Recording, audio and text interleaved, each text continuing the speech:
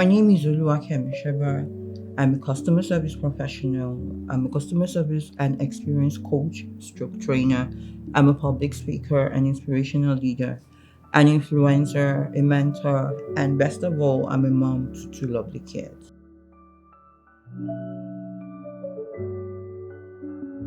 Okay, this is something that my childhood actually shaped to me. It's what brought me here today, and what made me who I am today. I had a life altering incident when I was 4 years old. Along the same linear road that we know, I was involved in a car crash and it left indelible marks on me, which you can all see. I like to call it signboard, but a lot of my people say I shouldn't call it that I should better still adopt a better name. And I chose to say my beauty scars, and they're here and everybody can see them. That fateful day was a few days to Christmas. While I was in the car, I was standing, and this is also a lesson for parents as well. It's my story, but I want people to share from it as well. I was standing, I was holding on to the seats of my aunt and my uncle. They put me back forcefully. But as a child, square me and all of that, I refused to sit down. And as I was still holding on to the back of their headrest, both of them, the tire of the car burst, and the car somersaulted 3 times while I was still standing. I was flung against the windscreen and thrown out of the car. That's why I have lacerations all over my face. We were rushed down to Benin Teaching Hospital. Back then. There were no beds, but thank God my uncle was a medical doctor. They had to clear beds. I was in that hospital for quite a bit. And by the time everything was done, and by the time we had to, my mom had to come down because my parents were not in the with us when the accident happened. They were coming the next day, but because of what happened, they had to rush down. And by the time they came, I couldn't speak. And a lot of things happened. The prognosis was not even good. I lost I think there are about 12 cranial muscles in the face or something. I'm not a medical doctor, but I had to read about it because of what happened to me. I lost one for my jaw, my mouth, and my eyes, and all of that. And by the time everything was set, this is what I became. But one thing I love, I can't take away from that incident is my mother.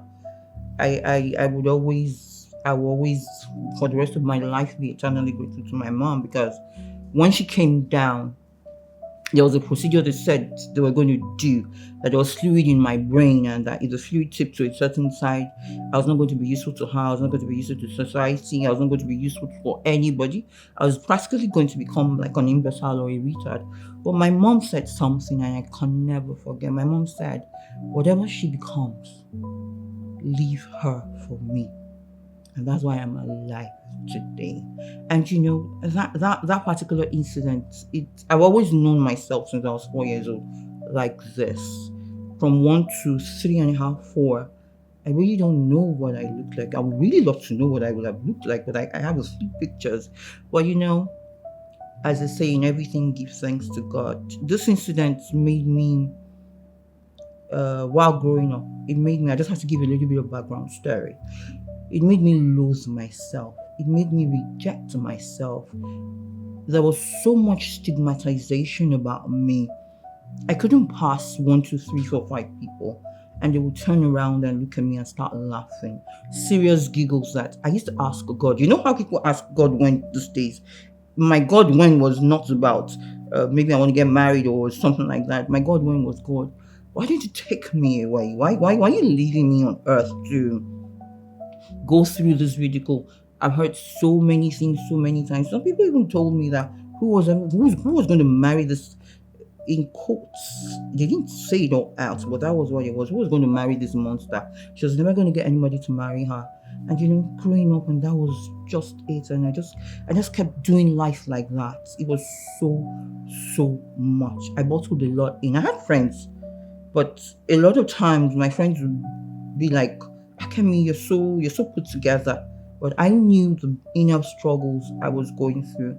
Like a lot of people, you would see them pad a lot of things as if you're padding makeup on your face. But when you rub off that makeup, there's so much underneath. There's so much pain, there's so much hurt. That's how I grew up. I felt I was the ugliest human being alive. I didn't give myself a chance for anything. For me, my self-worth was zero, with ears, in fact. So, and it was hard. It was hard. I got into customer service through this experience too. I remember I was in Unilag then. I think it was year one. Then I was staying at Bagada, and school was at Akoka. I was going to school because of the self-esteem issue that I had.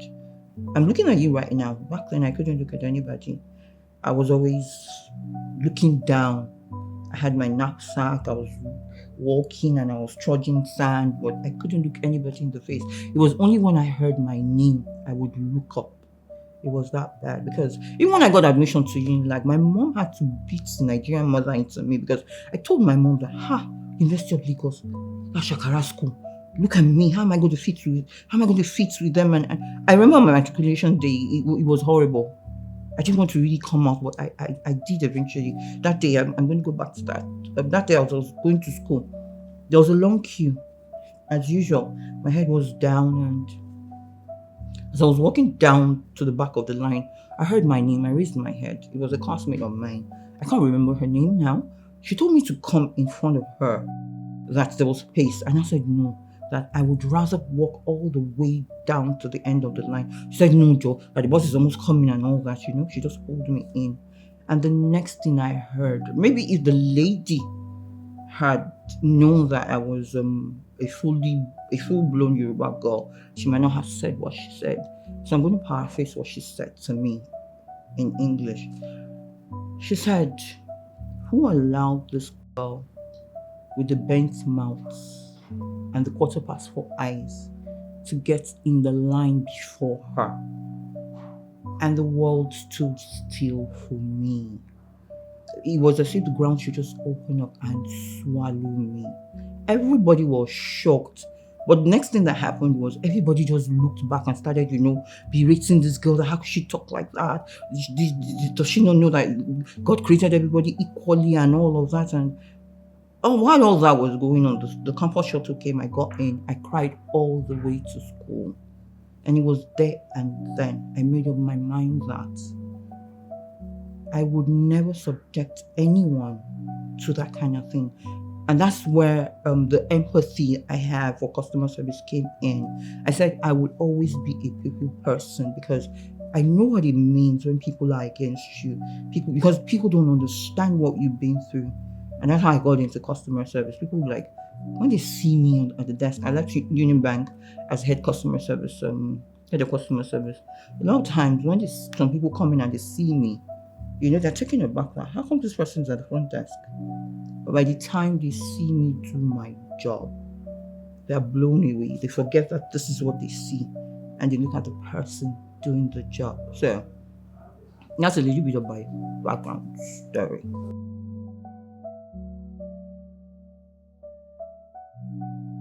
That's a lot rolled into one. The hardest part was accepting myself for who I was at that point in time because I saw other kids as perfect. I saw other kids as having everything I didn't have.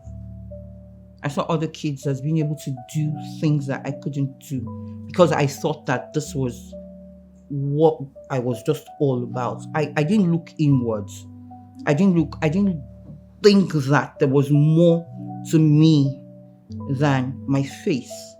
I didn't think that I was enough and stilted my growth because I didn't give myself a chance to actually blossom and become who I thought I would be until I had a liberating encounter with someone that I would always like to call my mentor.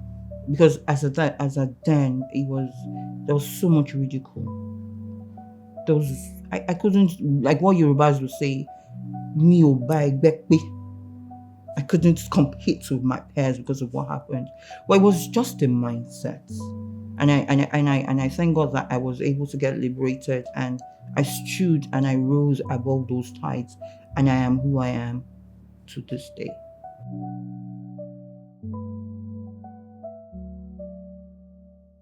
Yes, the defining moment was, I mentioned something about my mentor a while back. That's, I'm going to come to that later. Who you have in your circle plays a great deal about who you become in life. The defining moment for me, how I was able to get out of that doldrum was, I think it was in church. Then we were having a program, as kids and all of that. I was in year one then, still in that year one. I was in year one, and the kids were still making fun of me. All of us are grown up today, and all of us are married and all that.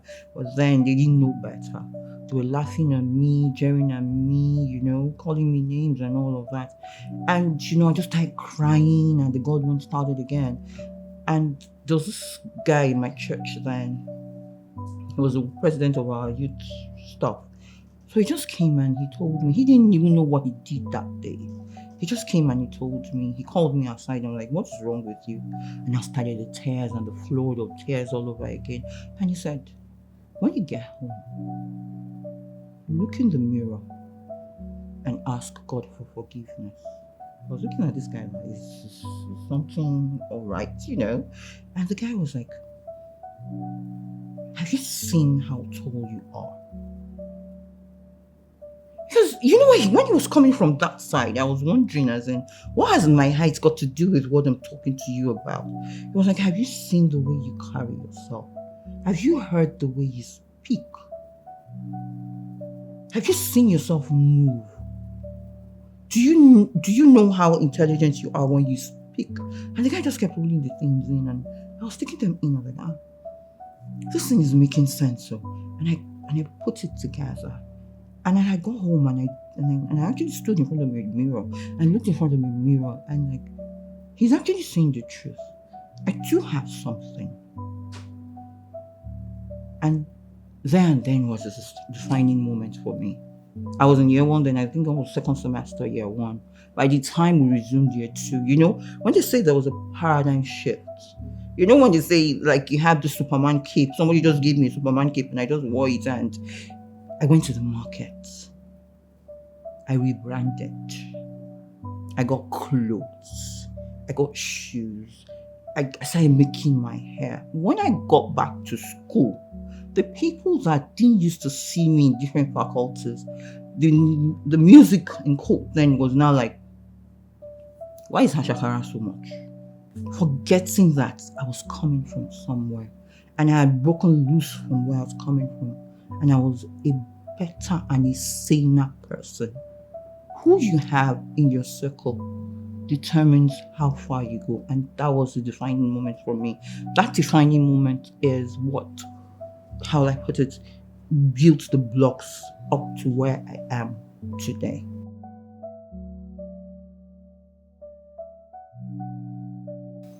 Like I said, I'm a motivational speaker and I do not joke with these tips that I'm about to give out. The first thing is, whatever situation has happened to you and wherever you find yourself, the number one thing you need to do is accept the situation. Accept the situation. Because if you do not accept the situation, you're going to lie flat on that floor for the rest of your life. You accept that situation. This has happened. If you need to cry, cry. If you need to grieve, grieve. But don't stay down. That's the major thing. Don't stay down. Then number 2, believe in yourself. It was when I started believing in myself that I shook off the shackles. That I looked inwards and I thought that there's something about me. I am enough. I cannot be defined by people's labels. When I was growing up, I allowed people's labels to define me. That girl with the quarter past 4 eyes, that girl with the bent mouth, that girl with this, that girl with that is with that. When I learned to accept myself that way and throw out the limiting beliefs that people put on me and said, no, that's not who I am. That's what people are saying. That's not the 2 most important people in a person's life is God and yourself. Every other person is secondary.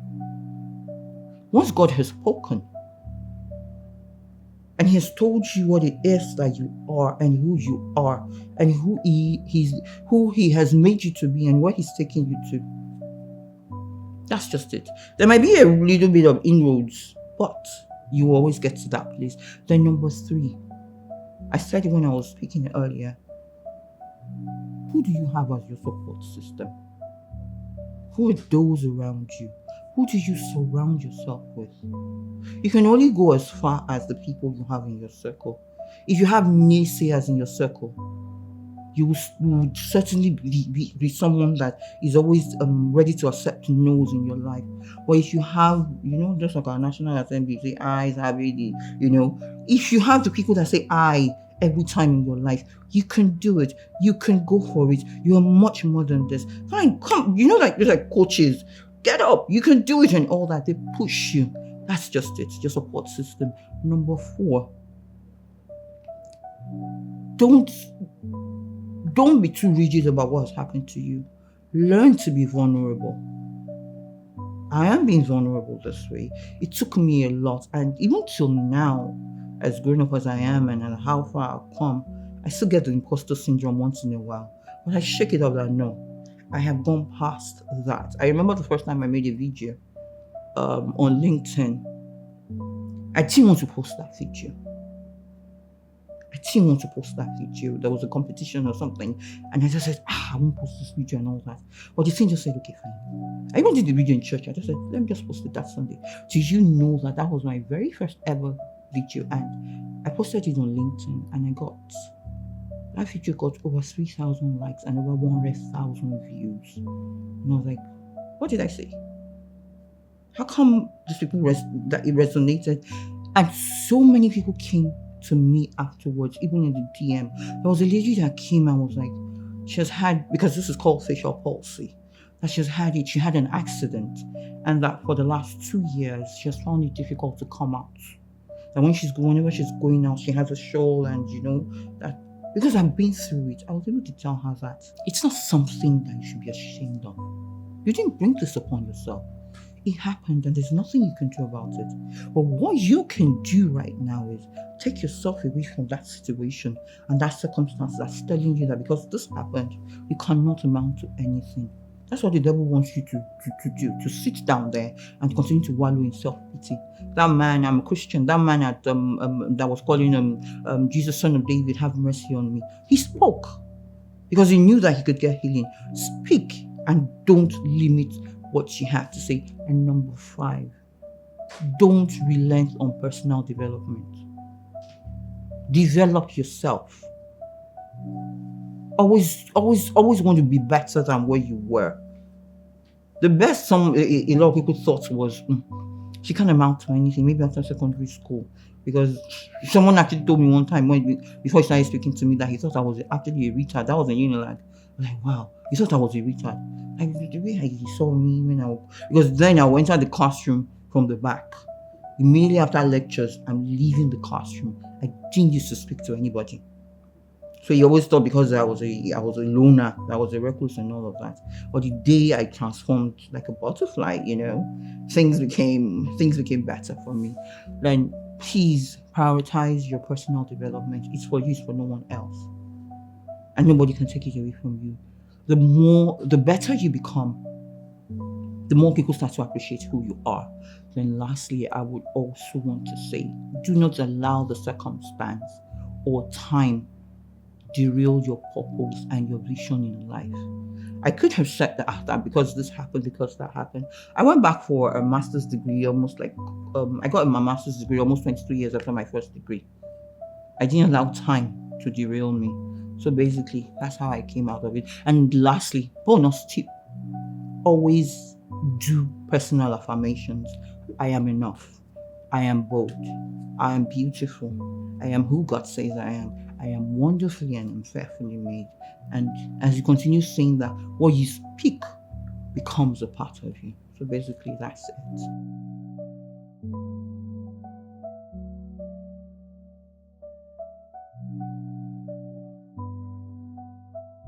Ooh, you guys want me to be more vulnerable. Okay, all right. Yes, I didn't have normal childhood like I've established, and I wanted to feel loved at all costs. I was, I had there's this first love thing, and If they had told me that I wouldn't get married to that particular person, I wouldn't be married to that particular person today, I would have given the person kung fu like that, But it is what it is. I was so in love with the person that the person was treating me shabbily. His friends too, they were telling this person that, how can you be hanging out with somebody like this? She's not up to your. And then when almost, I think it was immediately after secondary school, she's not up to your status. How can you show her off and all of that? But the person, I was practically a doormat for this person. The person would come. I think the person went and came back and disappeared from my life for like 5, 6, 7 times. And I was always accepting this person back because I wanted to feel loved. I felt that was the last bus stop for any man wanting me, because people had said that I couldn't get married. People had said that I couldn't even have, if I was going, because growing up far back, morals, culture, tradition, unlike what we see these days, and God help us, it was culture, tradition was very, very strict on a woman being in a husband's house before having kids and all of that. I'm going to just quickly say this. I remember when I was doing my NYSC, there was just couple married NYC ladies in my office. This particular Wednesday, I was not supposed to go to the office. I was going for my CG. But I don't remember what happened. I was called in, and as I was coming up the staircase, they were speaking, and the snippets of what I could hear was, that Kemi girl, she try you, but the way she is, because they're both from the south side of Nigeria, they're speaking in pidgin. The way she is, who go marry that kind of person? I was on the staircase. I froze. The other one was like, you see the talk who go marry him. If she don't get person who go marry him, how she go take born? At that point, I staggered and I hit the railing. The two of them now turned and saw that I was there. I rushed to the restroom and I cried my eyes out.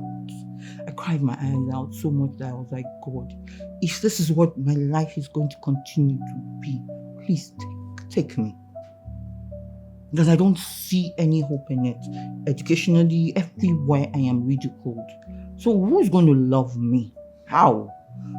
So much so that it affected me so much that when my husband came around, I chased my husband. It's because he stood and was like, you're not going anywhere. I told my husband, maybe you can see this my body. Don't come and tell me tomorrow that want him. He said, no, maybe he saw me before he came to me. That this is where he wants to be. The words he used then. That this is his last bus stop. That was what my husband told me then.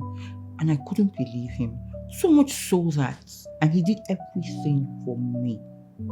He did everything for me. He made me comfortable. He showed me off as like a trophy in front of his family members, in front of his friends. Our friends were like, is only this girl? What is so special about her?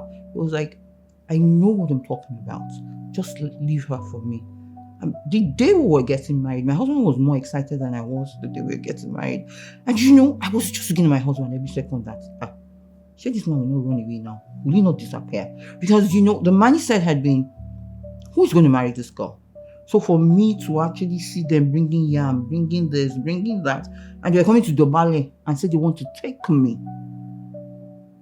it was out of this world for me, because I never thought it could happen. When you have a stilted mindset that you can't leave where you are. And here I was getting married. I was about some 2003, some 22 years ago. It was surreal. Love was hard. It was hard getting to that point. Because of the fact that I needed to be loved, I allowed myself to get dragged on the floor and accept what I was, how I put it, short of what I was supposed to get. So I would like to tell ladies out there, and even men as well, because something happened to you does not mean that that's the end of your world. You deserve better. You deserve love.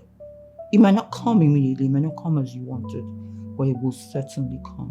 And it did come for me, and I have 2 wonderful children today. So, basically.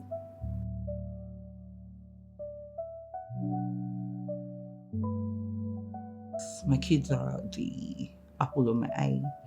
And knowing that someone could actually accept me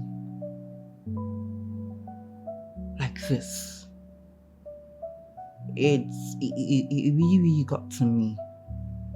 Because even when I got married, I still heard comments that, as in, let me paraphrase that was her husband blind when he married her? That how could he marry someone like this? But that love was what kept me. That love was what pushed me. My husband was ready to do anything and everything for me. He made me comfortable, and he made me aware that you might look like this on the outside, but that's not what you are, and that's not who you are on the inside. And when my kids started coming, it was surreal as well, because I was like, me that it said, I'm tying everything back to what was said. That's why they said the power of words are very, very powerful. So if you allow it to hold you down, it will hold you down. But if you allow it to just make you explode into something nice and good, you will come out of it. That love from my husband was what led me to feel like a special woman. And every woman also needs to feel like a special woman, irrespective of what she has been through.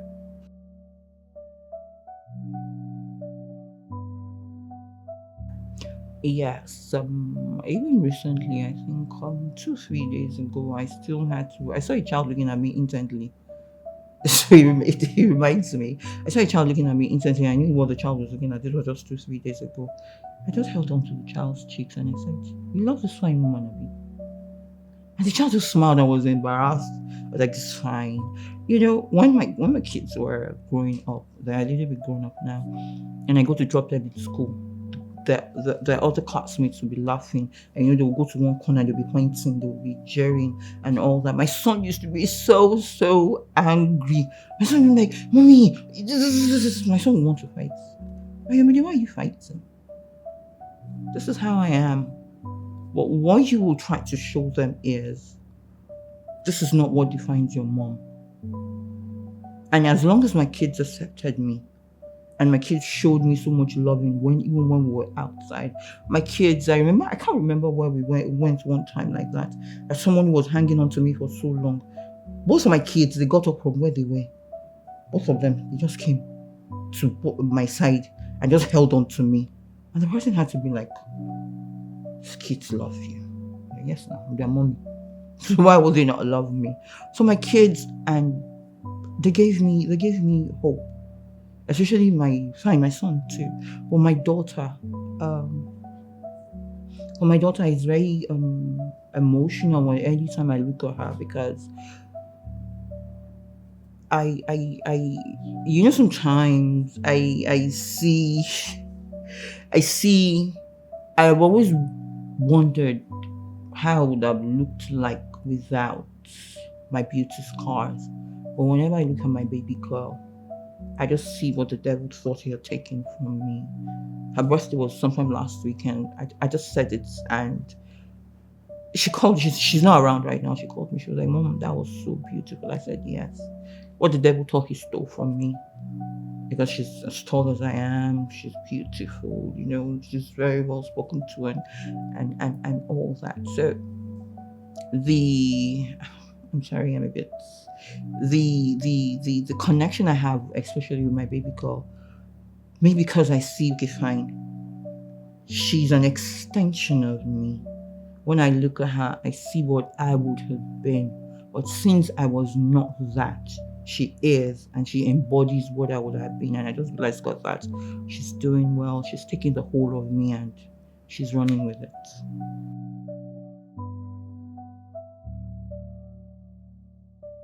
No matter how good looking a couple is, no matter how something has happened with one and the other, marriage is a whole new, it's a different ball game. Two people coming from different backgrounds to become one, and the man shall live and cleave, and the woman also shall live and cleave. It's just basically about that man. But the thing about it is, it's a lot of understanding. If you don't understand each other, because my husband learned to understand me. He learned to to accept me for who I was. I can be someone that's, even with this, I can be someone that's very I want this and all of that. Maybe because I built a wall because of what happened. And I always feel that I don't want anyone to trample upon me. I don't want anyone to feel that I'm less of anything. So I'm always like, on the defensive, and if you want to give me baths, I want to give you both and all of that. But he made it look as if it was just us. In the early days and even up to some time, it made it look as if it was just us. The two of us were so he had to travel out. He had to travel, and when he was leaving, most of my friends and my family members were like, you and this guy are 5 and 6. How are you going to cope?" Because he enshrined me into everything that was his. We're always together. We're always going places together. He wasn't. If you at those times when he was around, even if you ask him, he'll be able to tell you every point in time where I was. And if they call and ask and tell him that they saw your wife at this particular place, my husband will be able to tell you the reason I was at this particular place. That's how into each other we were. So basically, if your partner is an understanding person, the Bible says by wisdom a house is built. By understanding it is established. It is that understanding. I tell people a lot of times that the wisdom is the how, what you're supposed to do. A lot of people know what they're supposed to do. But how they're supposed to do it is what they don't know. So when you know how you're supposed to build your home, that's when that home stays. And that's when that home becomes what God has made it to be.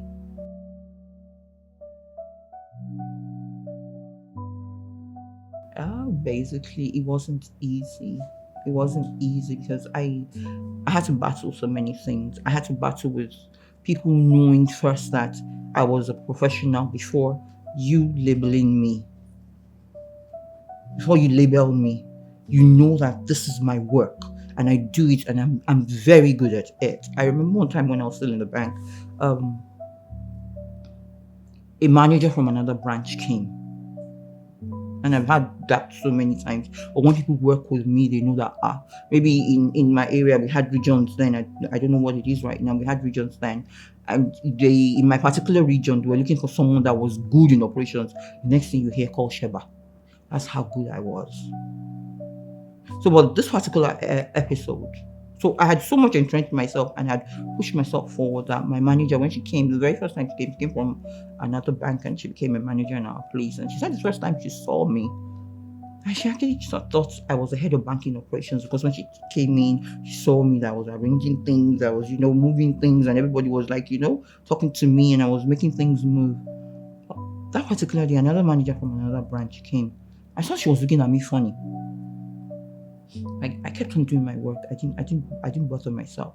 It was now later that my manager called me up to her room. That, do I know what happened? Because we're very close. And she said, the manager of that other branch that came said, how on earth? See labels again. How on earth could she put somebody that looks like that in the front office? And she told her that lady that you said looks like that is a pillar of this branch. That she was transferred to this branch from another branch. And most of her customers from the other branch followed her to this place because of the way she attends to them and because of the way she carries their matter on their head. That if this lady leaves this place, that she's sure that a lot of the customer base is going to reduce. That could happen because I had established myself as a subject matter expert. That I knew what I was doing. And that's why I was talking about personal development the last time. If you know what you're doing in your career, you will grow. And that was because I put everything into it. I'm a customer service person through and through. So I threw myself into it and I made sure that I knew everything I needed to know about customer service. And since then, I have grown, and even till now, I am growing. I don't know everything. No man is an island, but I keep learning. I keep dusting. You learn, you unlearn, and you relearn, and that's what has helped me up to this time in my profession. And I want to believe that I'm trying little by little. So.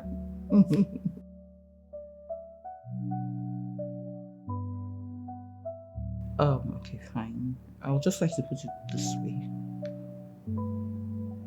Accept it. I said that before. If you accept it, there's this proverb I coined myself. If you give somebody, if you don't beat your drums, someone else will take your sticks and will play a sound that you don't like.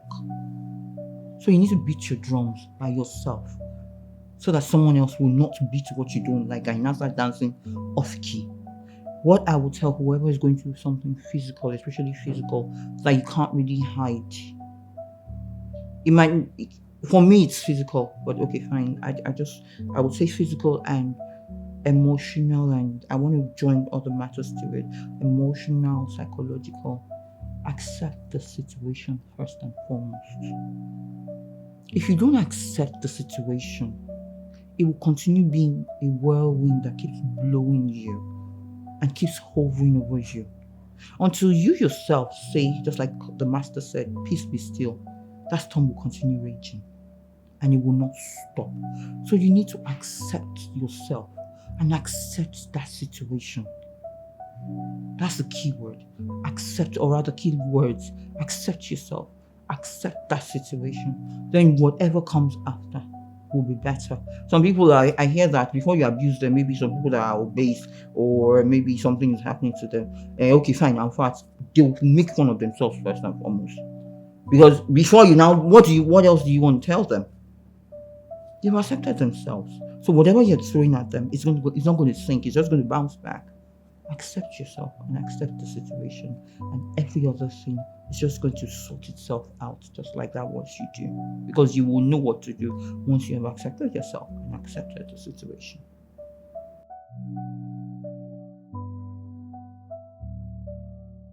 I've started doing that, but on a larger scale, I would really want to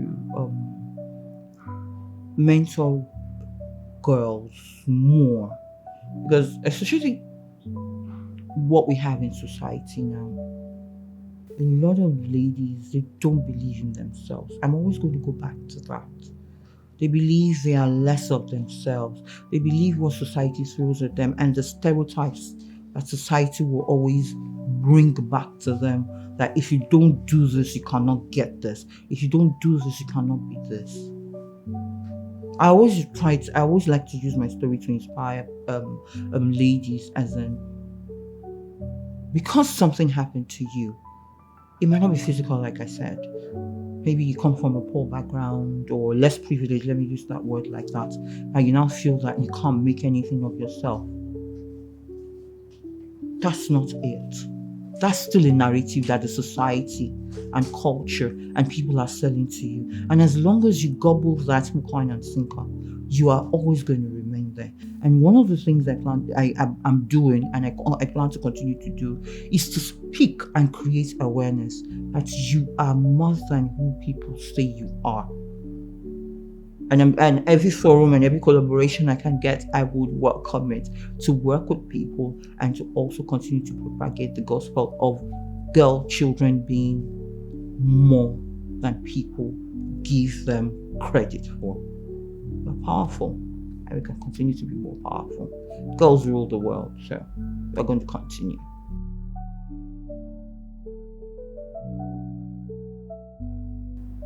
Basically, you touched on almost everything, but like my parting shots would be, whatever happens to you in life is for a reason. It didn't happen because it wanted to deliberately make you go through what you were going through. But when it does happen, grieve if you want to, cry if you want to, retreat into yourself if you want to. But the basic thing is, don't stay there. Because if you stay there, other things will overwhelm you and you will not be able to get up. Mistakes happen, things happen, but life goes on. And that's my parting shot.